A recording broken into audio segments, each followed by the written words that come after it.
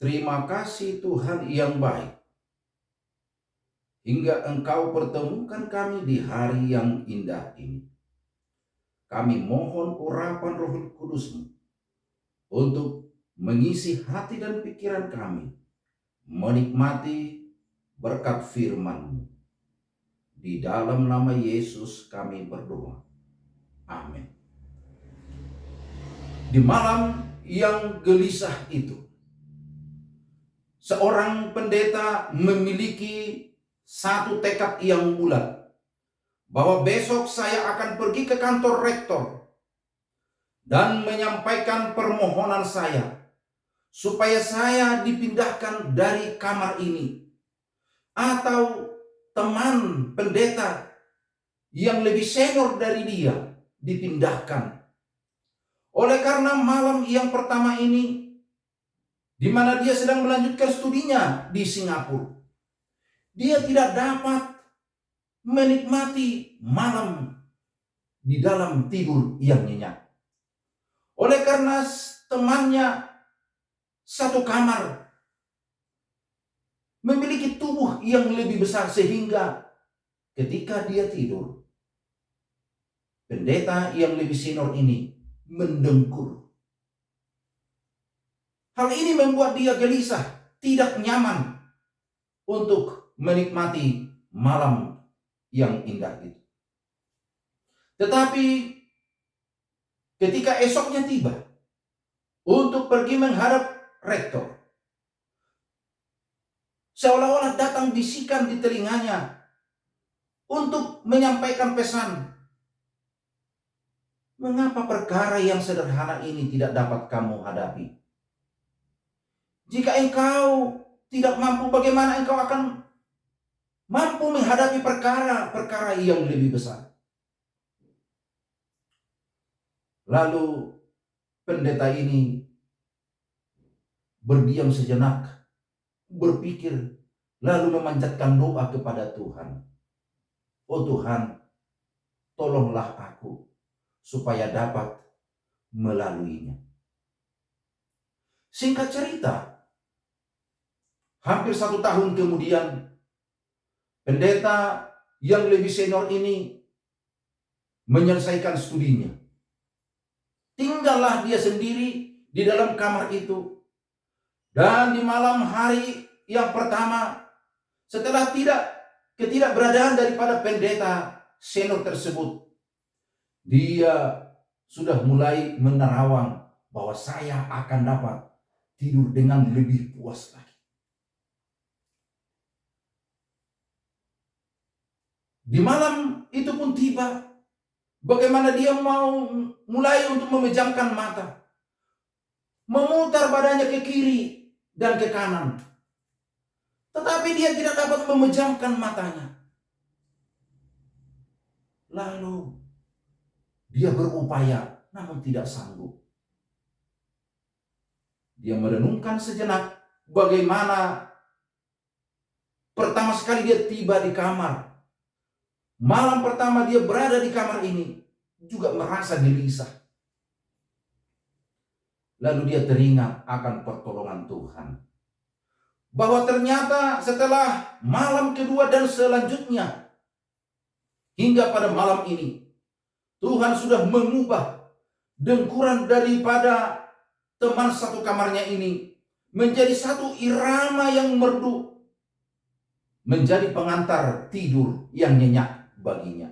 Sehingga ketika tidak ada lagi irama itu, dia pun gelisah, tidak dapat untuk memejamkan matanya. Lalu dia bersyukur kepada Tuhan atas nikmat yang telah dia rasakan selama ini. Bapak, Ibu, Saudara yang dikasihi oleh Tuhan, pada hari ini yang menjadi topik pekabaran bagi kita bersama adalah tentang irama yang indah. Bagaimana hal ini saya buat dalam 4 kelompok.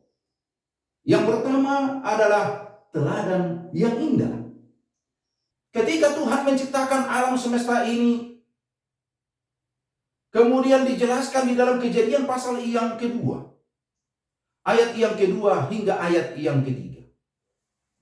Alkitab mencatat bagaimana Tuhan berhenti, bagaimana Tuhan memberkati, bagaimana Tuhan juga menguduskan hari yang ketujuh.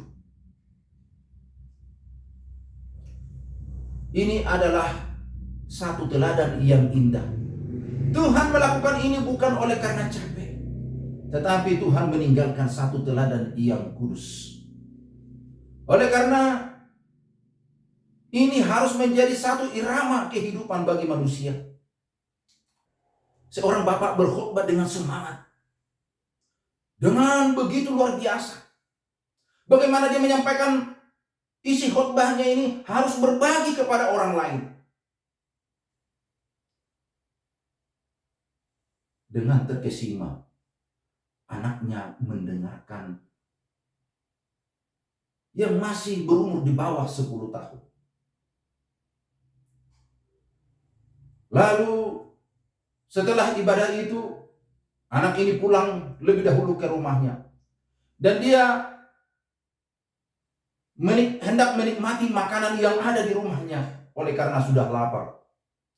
Tetapi sementara dia duduk untuk menikmati, tiba-tiba pintu rumahnya diketuk. Lalu dia membuka, yang dia lihat ada orang yang berdiri dengan berpakaian yang lusuh. Minta sedekah, saya belum makan. Anak yang kecil ini mengingat akan pekabaran yang disampaikan oleh ayahnya. Lalu dia pergi ke meja di mana makanan yang akan dia nikmati. Lalu dia bungkus. Kemudian dia serahkan kepada orang yang membutuhkan tersebut. Makanya ketika Tuhan menciptakan manusia itu, yang terdapat di dalam Kejadian pasal 1 ayat yang ke-26. Bagaimana dikatakan, baiklah kita menjadikan manusia menurut gambar dan rupa kita. Kata gambar di sana menurut Hengki Wijaya menyatakan ini mencerminkan pengenalan untuk mengasihi Tuhan di dalam segala perbuatan. Yang walaupun di dalam kitab Kejadian pasal yang pertama dan yang kedua tidak ada kata perintah untuk menguduskan hari yang ketujuh. Tetapi di dalam situasi manusia pada zaman itu, pada awal itu, dalam keadaan yang suci adanya, mereka akan mengenal Tuhan, mereka akan mengasihi Tuhan. Sebab barang siapa mengasihi Tuhan, dia akan menuruti perintah-perintahnya. Teladan yang sudah diberikan oleh Tuhan, dia akan lakukan mengingat Sang Penciptanya. Pada tahun 1945, Presiden pertama Republik Indonesia yang bernama Soekarno memproklamasikan kemerdekaan negara ini. Tetapi apakah negara kita ini, masyarakat yang ada di negara ini, hanya pada saat itu dimulai menikmati kemerdekaan? Ternyata tidak, Bapak Ibu Saudara yang dikasihi oleh Tuhan. Proklamasi ini disampaikan oleh karena bangsa kita ini mengalami penjajahan selama 350 tahun. Dengan kata lain, pada tahun 1595, masyarakat yang ada di negara ini menikmati kemerdekaan. Menikmati apa yang kita nikmati sekarang ini sesudah bebas dari kemerdekaan. Ada kerajaan Mataram, ada kerajaan Sriwijaya. Yang kedua adalah ketetapan yang indah. Ketika Tuhan berbicara kepada Musa menuntun mereka keluar, Dan singkatnya Musa naik ke Gunung Sinai dan menerima 2 loh batu yang kalau kita baca di dalam Keluaran pasal yang ke-20. Di sana ketetapan diberikan oleh Tuhan yang tertulis di dalam 2 loh batu kepada Musa. Termasuk di dalamnya adalah hukum yang keempat. Ingat dan kuduskanlah hari Sabat. Tetapi saudaraku, kalau kita kembali atau mundur beberapa ayat dari pasal yang ke-20, ternyata di dalam Keluaran pasal yang ke-16, bagaimana Tuhan kembali sudah mengingatkan bangsa Israel bahwa hari ini akan turun manna ataupun roti sebagai hari persiapan 2 kali lipat. Di dalam ayat yang ke-22 hingga 23 pasal yang ke-16 kitab Keluaran. Hari ini harus diambil apa yang perlu, harus dimasak, sebab besok hari Sabat, hari yang ke-7. Ternyata saudaraku, di bagian yang kedua ketetapan yang indah ini, ketika di Gunung Sinai diberikan secara tertulis, Tuhan hanya menetapkan kembali sebagaimana proklamasi itu. Oleh karena apa? Oleh karena bangsa Israel keluar dari tanah penjajahan yang ada di Mesir selama 400 tahun.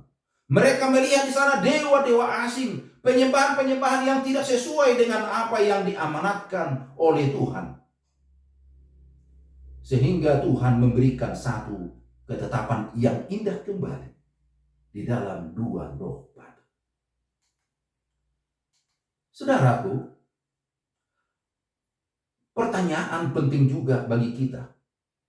Adakah hari Sabat itu sama sejak dari Taman Eden hingga sekarang ini? Kalau kita baca di dalam Lukas pasal yang keempat ayat yang ke-16, bahwa Yesus sebagaimana dalam kebiasaannya pergi ke sinagog untuk beribadah pada hari Sabat. Ini juga dia lakukan persis seperti yang dilakukan oleh orang Yahudi manusia sebelumnya.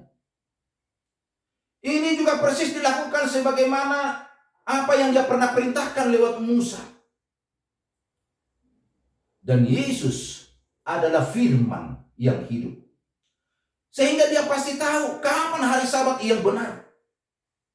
Oleh karena itu, ketika Yesus menikmati hari Sabat, pergi ke sinagog, maka sudah pasti hari Sabat dari sejak penciptaan hingga pada saat itu adalah sama.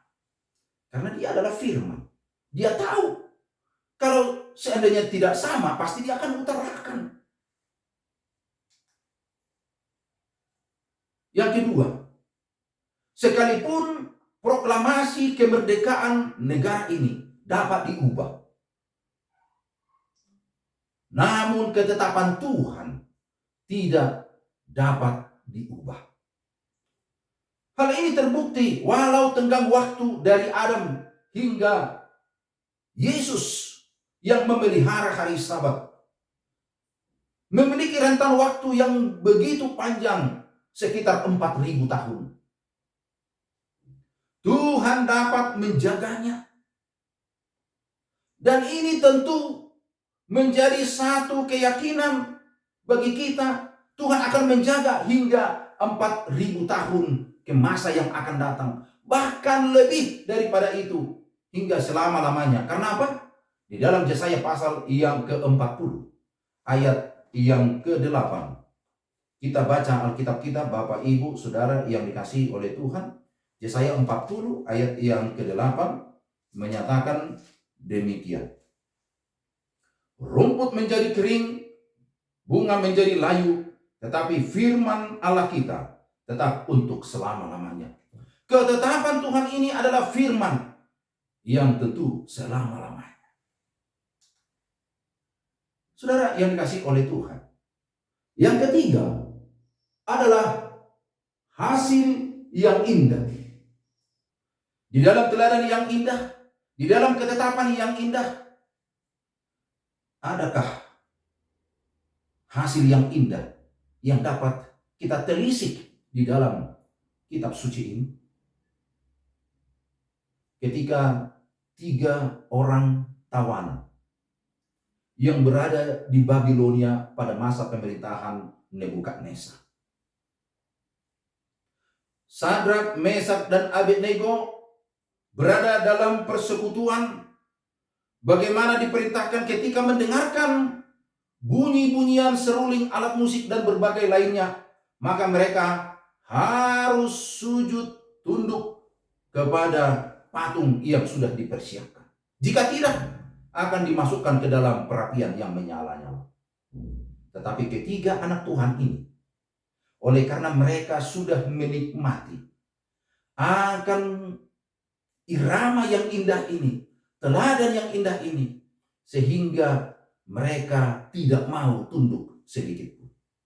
Dengan panas hati raja memerintahkan untuk dipanaskan api dengan 7 kali lipat.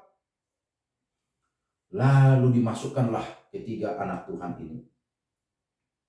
Dengan kagetnya dia melihat ketiga anak Tuhan ini di dalam satu kehidupan. Bahkan 3 dimasukkan, dia melihat ada 4. Satu diantaranya seperti rupa dewa. Saudara yang dikasihi oleh Tuhan, ini merupakan hasil yang indah. Bagaimana mereka sudah menikmati akan kehidupan bersama dengan Tuhan, menyembah Tuhan yang benar. Suatu ketika saya mengajar Alkitab, lalu seorang anak yang saya ajar ini menyampaikan pertanyaan kepada saya. Pak Pendeta, kalau memang hari Sabat itu adalah hari yang ke-7, hanya 1 hari, dan kemudian hari Sabat ini adalah hari kenikmatan, kenapa Tuhan tidak buat saja hari Sabat ini setiap hari, supaya kita nikmati setiap hari? Saya berpikir keras, apa yang harus saya berikan jawaban dari pertanyaan anak kecil ini. Pertanyaan yang sangat kritis. Sehingga saya sampaikan, mana lebih banyak orang menikmati hari Sabat atau hari yang lain? Anak ini menjawab, hari yang lain. Berarti satu hari saja yang Tuhan sudah tetapkan bagi kita. Masih sedikit orang yang menikmatinya. Apalagi kalau setiap hari. Hari Sabtu ini saja, hari yang ke-7 ini saja sudah cukup bagi kita. Oleh karena apa? Oleh karena ini sudah ditetapkan oleh Tuhan.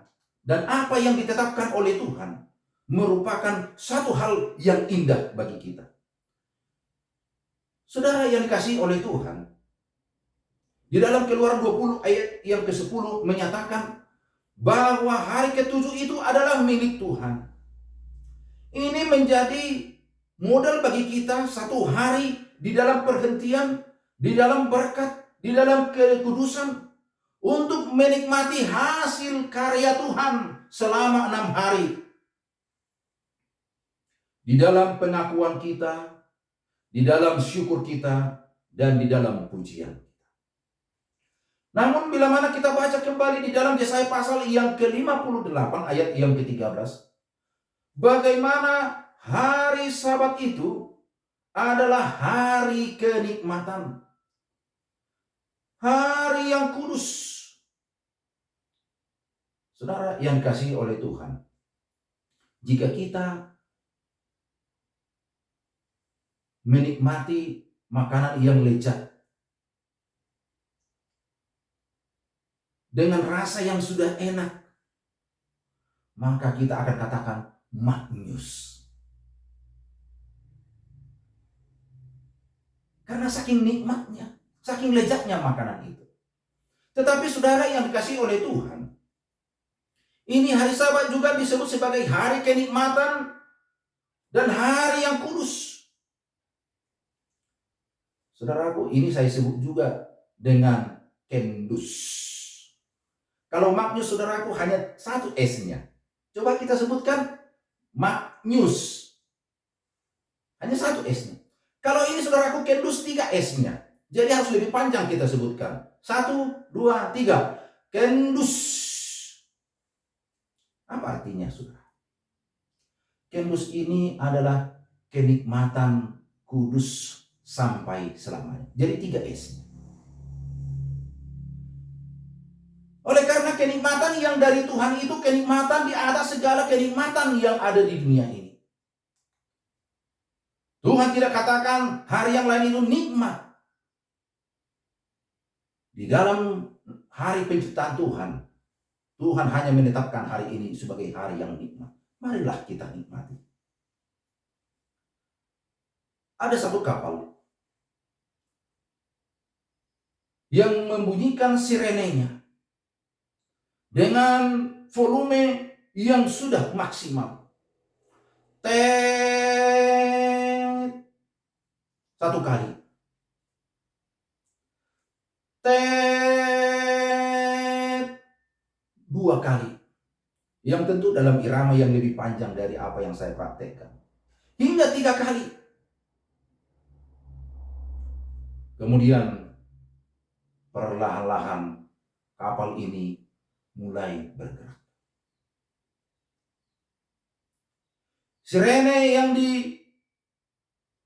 dibunyikan, yang bunyi ini, saudaraku, menunjukkan bahwa ini adalah amaran bagaimana kapal ini akan segera melanjutkan perjalanannya. Namun ketika sudah melaju, tiba-tiba ada becak yang membawa penumpang. Sambil melambaikan tangannya, memanggil kapal ini. Oleh karena dia salah satu penumpang, namun sudah terlambat. Sehingga penumpang ini hanya bisa berteriak memanggil-manggil. Namun kapal ini sudah berjalan, sudah berlayar dengan kecepatannya. Yang keempat adalah amaran yang indah. Saudara yang dikasihi oleh Tuhan, di dalam Alkitab, Matius pasal yang ke-28 ayat yang ke-19 menyatakan bahwa pergilah ke seluruh dunia. Kalau kita baca di dalam Wahyu pasal yang ke-14 ayat yang ke-6, bagaimana ada malaikat yang lain dikatakan padanya ada Injil yang kekal, supaya disampaikan ke seluruh dunia. Takutlah akan Tuhan, muliakanlah Dia, dan sembahlah Dia. Saudara yang dikasihi oleh Tuhan, di dalam bahagian yang keempat irama yang indah ini, bagaimana kita dipanggil menjadi pemberi amaran yang indah. Saya, saudara, harus menjadi duta-duta penyampai amaran ini.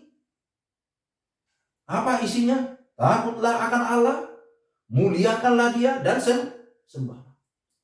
Ternyata, saudaraku, di dalam ketiga pekabaran malaikat kitab Wahyu pasal yang ke-14, hal ini menceritakan satu kesimpulan, yaitu untuk menyembah Tuhan Sang Pencipta.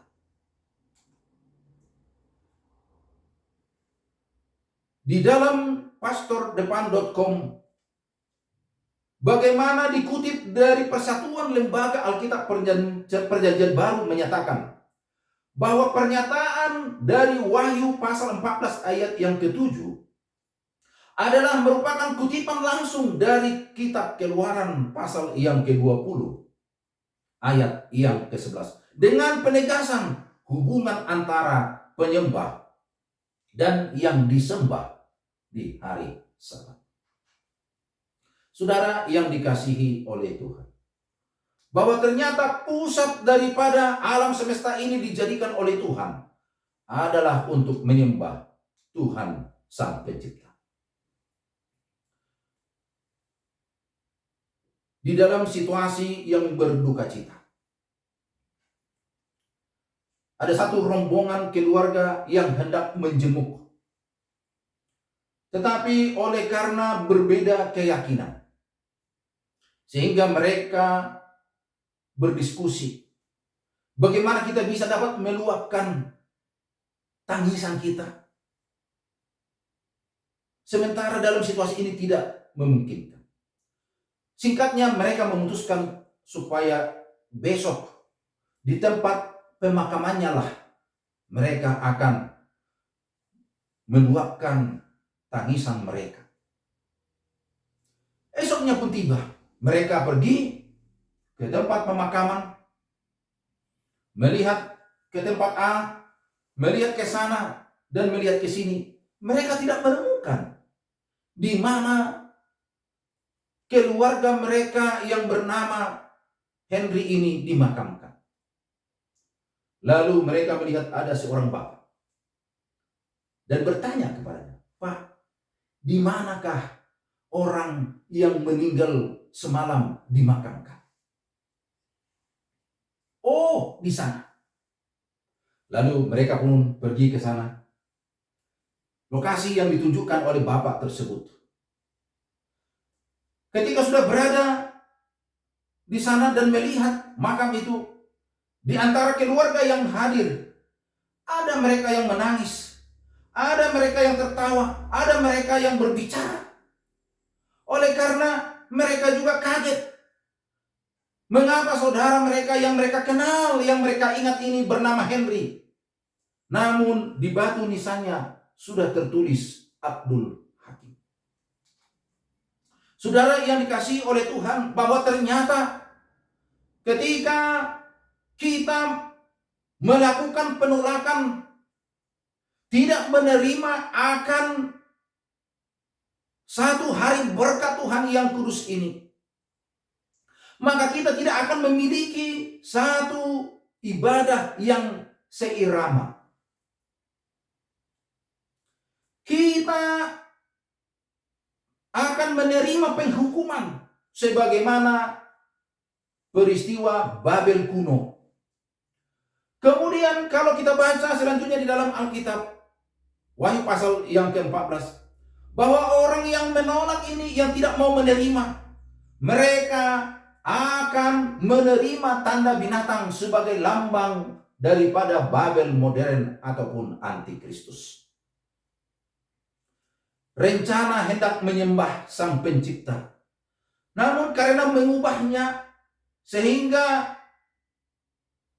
kalau tak pulang-pulang ke rumahnya, bagaikan Bang Toib yang menyebabkan hidup raib atau lenyap, tak dapat kembali ke sorga. Kita akan kocar-kacir ke sana dan kemari. Bila mana kita menciptakan satu hari kenikmatan yang lain di luar daripada apa yang sudah Tuhan tetapkan. Makanya ada satu pantun yang saya buat. Kota Salak bukan Yogyakarta, Candi Borobudur di Kabupaten Magelang. Kalau salah menyembah Sang Pencipta, citra iman hancur, masa depan pun hilang. Saudara yang dikasihi oleh Tuhan, dikisahkan pada tahun 2024 bahwa di negara Uzbekistan tahun 1939, gereja ini yang memelihara hari Sabat berada dalam situasi yang mengalami penderitaan. Jemaat itu melakukan ibadah di dalam perkumpulan-perkumpulan yang bersifat rahasia. Kelompok-kelompok kecil. Pendeta juga yang melayani di negara ini sangat minim oleh karena keadaan. Tetapi dikisahkan bahwa pada tahun 2024 seorang anak yang bernama Artyom, ketika berusia 5 tahun, dia bersama ayah dan neneknya sering mengunjungi gereja yang memelihara hari Sabat, gereja Masih Advent hari ke-7. Berjalannya waktu, ayah dan ibunya bercerai, mengakibatkan Artyom tinggal bersama dengan ibunya. Hal ini menjadi kendala baginya untuk pergi beribadah. Belum lagi setelah ibunya ini menikah, semakin sulit baginya untuk pergi beribadah. Karena bagi ibunya dan ayah tirinya, gereja Advent ini merupakan satu sekte yang mengasingkan diri dari komunitas kekristenan. Bapak, Ibu, Saudara yang dikasihi oleh Tuhan, Artyom pun mengalami situasi ini. Tetapi di usia yang ke-17, ayah Artyom pergi menemuinya dan menyatakan, engkau sudah dewasa dan engkau perlu dibaptis. Lalu Artyom pun pergi ke gereja, beribadah, dan mulai belajar Alkitab. 2 tahun kemudian, dia pun menerima Yesus sebagai juru selamat pribadinya melalui baptis. Tetapi di satu hari, ketika ibunya berada di luar rumah, ayah tiri Artyom ini berkata kepadanya, tepat pada hari Kamis, Artyom, kamu tidak boleh pergi. Oleh karena Artyom pada hari itu hendak pergi ke gereja untuk latihan musik dan dia akan mengatur perlengkapan audio yang ada di gereja. Sebab itulah tugas pelayanan yang diberikan kepadanya. Tetapi Artyom bersikeras untuk tetap pergi ke sana. Sehingga ayahnya memberikan satu pilihan. Engkau harus pilih, apakah engkau pergi ke gereja? Dan kalau pergi, engkau harus angkat semua barang-barangmu dari rumah. Atau kalau tidak, kamu tidak pergi ke gereja tetapi berada di rumah dan akan aman-aman saja. Dengan linangan air mata, Artyom memilih untuk mengangkut barang-barangnya dari rumah tersebut. Lalu singkatnya dia pun diterima untuk tinggal di gereja. Saudaraku,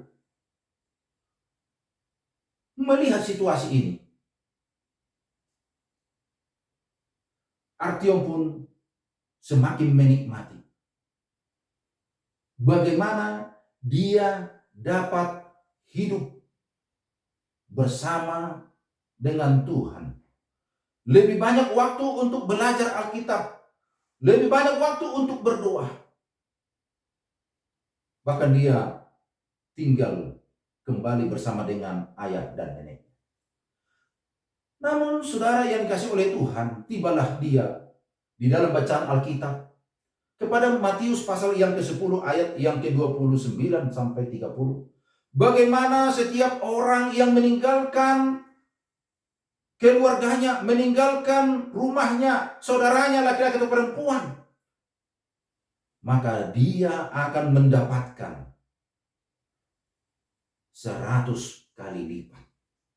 Di dalam membaca ayat firman Tuhan ini, Artyom merasa begitu luar biasa, begitu semakin bersemangat. Namun di dalam kebahagiaan sukacita yang meluap-luap ini, dia tidak dapat nikmati dengan lebih lama oleh karena dia melihat ayahnya berhenti untuk pergi ke gereja. Bahkan di satu waktu ketika hari Sabat, ayah Artyom meminta untuk membantu dia mengerjakan satu pekerjaan oleh karena ayahnya membutuhkan tenaga di dalam menyelesaikan pekerjaannya, yaitu mereparasi kursi. Saudaraku,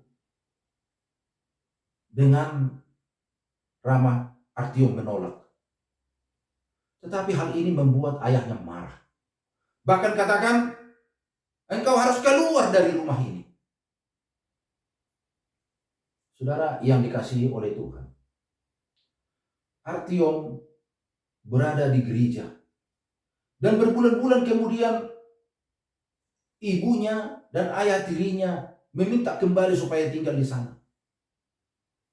Tetapi tetap Artyom mengalami satu tekanan ketika berada bersama dengan ibu dan ayah tirinya. Singkatnya, dia mendengarkan kabar bagaimana ayahnya sudah meninggal. Dia bersedih. Dan di dalam kesempatan ini, dia mengangkut barang-barangnya lalu tinggal bersama dengan sang nenek. Di dalam kehidupannya, Artyom menjadi seorang pelayan di dalam jemaat. Bagaimana dia melayani komunitasnya sesama orang muda. Dan Artyom juga menjadi seorang misionaris. Dan di dalam pelayanan dan juga kehidupannya, Artyom menyampaikan satu statement. Bahwa saya telah menguduskan hidup saya kepada Allah. Dan membawa jiwa-jiwa untuk bersedia bagi kedatangan Yesus. Inilah yang menjadi statement dia ketika hidup bersama dengan nenek. Tuhan yang kudus memberikan hari penyembahan yang kudus sejak mulanya. Sehingga Tuhan juga menetapkan kembali dalam irama perjalanan manusia agar hal ini dapat menjadi kenikmatan oleh generasi sebagai hasil yang indah. Sebagai duta Kristus, kita memiliki tanggung jawab yang indah agar menyampaikan amaran irama penyembahan kudus ini. Walau mengalami tantangan indah juga, termasuk kehilangan nyawa. Sebab Tuhan menyediakan upah yang kudus, yaitu sorga yang indah. Dengan meneladani Tuhan, maka di dunia ini derajatnya akan diangkat tinggi dalam irama yang indah. Bahkan akan tetap berlanjut kepada sifat dan tempat yang semakin tinggi lagi derajatnya ketika Tuhan Yesus akan datang. Marilah kita setia dalam irama yang indah ini. Tuhan memberkati.